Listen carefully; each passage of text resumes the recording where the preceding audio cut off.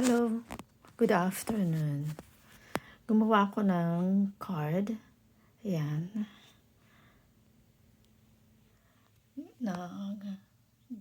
Sa Canva. And ito ay nakasize ng postcard ng 8.5 by 5.5. So, ito yung front. Ito yung back o yung loob ng ng card. Then, kaya dito nakalagay yung aking message kasi mayroon akong ilalagay dito. So, downloaded ko siya. And then, then, eto sulubat ko siya. Sineta pa lahat. Tapos, print. Yun nga lang yung aking printer ay merong line. Ibig sabihin yun, borderless. Borderless. May border siya. Ay, sana wala.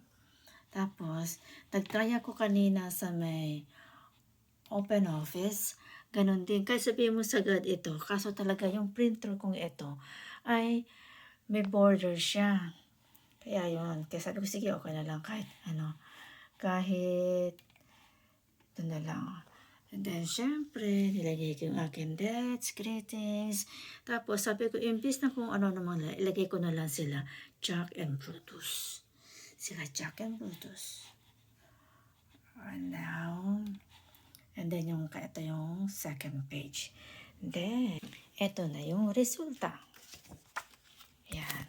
Ang gamit ko ay yung Staples Postcard Gloss White Photo Quality.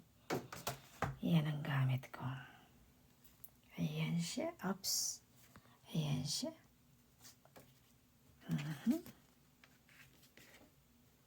Okay. Thank you for watching.